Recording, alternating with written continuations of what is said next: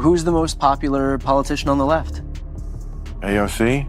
I don't know. One of, but who's, Bernie is, Bernie is, I mean, he's not a capitalist, No, he's not. And he's also not president. But never would be. But neither is Mamdani. No, but he will be featured in the campaign commercials. But they're going to feature people, they boogeyman everybody. Yeah, but you don't have to boogeyman him. He does it to himself. Bill Maher is back, and this time, he's taking aim at the Democrats themselves. In his latest monologue, Maher unleashes a fiery critique of what he calls the party's identity meltdown, spotlighting rising figure Zoran Mamdani as a symbol of its internal tug-of-war. He argues that the left's obsession with idealism and performative progress is tearing the party apart from within. Mamdani's brand of democratic socialism, Maher warns, might sound inspiring, but it could be the very thing that pushes the DNC off a political cliff. It's bold, ruthless, and brutally honest. Maher isn't just calling out the left, he's sounding the alarm. It seems to me that there are two pillars that this country is founded on. One is democracy, and one is capitalism, free markets. And it seems like one party wants to get rid of one, and the other party wants to get rid of the other. Right? The Republicans are not democracy is just not number one on their list. It just isn't. It isn't. It's behind Christianity and a few other things. And the Democrats, I mean, I read these 74% are for democratic socialism. Only 16% favor capitalism. Is this going to be a country that I don't recognize in 5 to 10 years if we don't have these two pillars? Let's set the record straight. Republicans aren't waging war on democracy. They're demanding fairness. For years, they've watched as left-leaning media giants and partisan pundits turned politics into a smear campaign, with Donald Trump as their favorite target. From shaky bombshell reports to headline-grabbing half-truths, the mission was clear: discredit the GOP at any cost. The result? A media landscape dripping with bias, a nation split in two, and a public that no longer knows who to trust. Maher's message cuts through the noise. If misinformation has poisoned the system, shouldn't those spreading it be held to the same standard they claim to defend? Because in the end, democracy can't survive on deception. It needs truth, accountability, and a level playing field for everyone. If we don't, I mean, where are the Democrats going with this? If Mamdani is the face of the Democrats on the East Coast and Katie Porter is the face on the West Coast, I don't know if that's great politically for that party. Bill Maher is stirring the pot again, this time questioning the bold visions of rising Democrats Zoran Mamdani and Katie Porter.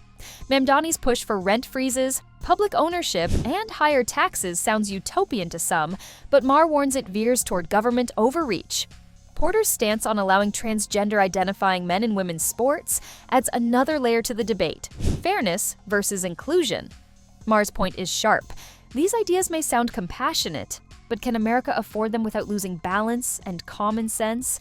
Who the mayor of New York is doesn't matter. Let me play devil's advocate for a second. Do you think, let's say, on the seize the means of production, do you think that the mayor, that one person, if he's a democratic socialist, do you think that he would have the power and influence to be able to, usher in socialism? He definitely has the power and influence to elect J.D. Vance or whoever is the Republican candidate next time. It is a walking commercial for the Republican Party nationally. I think the Republicans are going to... When you let the Democrat socialists, and now they're actually calling themselves socialists, when you let them take over a major American city, this is what you get. The state-run grocery stores, which worked so well in Cuba and the Soviet Union and Venezuela. Bill Maher kicked off with a warning shot, and it hit hard. He argued that if Democrats throw their weight behind Zoran Mamdani, they might as well gift-wrap the presidency for J.D. Vance or whoever the GOP runs next. And he's got a point. Voters know the risks of flirting too closely with socialism, and most aren't eager to take that leap. When the left swings too far, the political pendulum snaps back fast.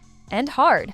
Maher's message is unmistakable. Embracing Mamdani's brand of politics might thrill the progressive base, but it could alienate moderates and independents, the very voters who decide elections. What's happening in New York, he suggests, isn't just local drama. It's a warning flare for the entire Democratic Party. trust me, he will be featured in the campaign commercials. But they're going to feature people. They boogeyman everybody. Yeah, but you don't have to boogeyman him. He does it to himself. But they'll do it regardless. Nancy Pelosi, Hillary Clinton, Gavin Newsom. Yeah, but they make anybody into boogeyman. It has. I think it was just have more weight when it's real. Bill Maher didn't hold back, and his latest monologue hits like a political reality check.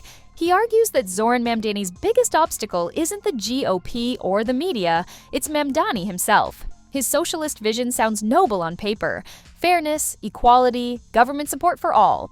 But in practice, Maher says it unravels fast. The promises of free everything come with a price: freedom, stability, and realism. Voters may love the ideal, but they're wary of the outcome. Maher points out that Mamdani's rhetoric alienates more Americans than it inspires, making his rise to national leadership highly unlikely. You don't need to paint him as a villain, Maher quips. He does that on his own. Then he widens the lens, turning the heat on liberal icons like Gavin Newsom, Nancy Pelosi, and Hillary Clinton. Their political wounds, he says, weren't inflicted by conservatives. They were self-inflicted. Newsom's wildfire failures, Pelosi's insider trading accusations. These aren't right-wing talking points. They're self-made scandals. Maher's closing thought cuts deep. While younger Democrats romanticize socialism as equality and justice, history tells another story, one of economic collapse and lost freedom. From the USSR to Venezuela, he warns, the dream always sounds beautiful, right up until reality hits. Bill Maher just took the gloves off, again, and his latest monologue is a brutal reality check for Democrats flirting with socialism. He warns that the appeal of socialism among young voters isn't about economics, it's about emotion. To them, it looks like a softer, fairer alternative to capitalism. But Maher reminds them what always comes next: control, censorship, and the slow death of ambition, the very things democracy was built to protect.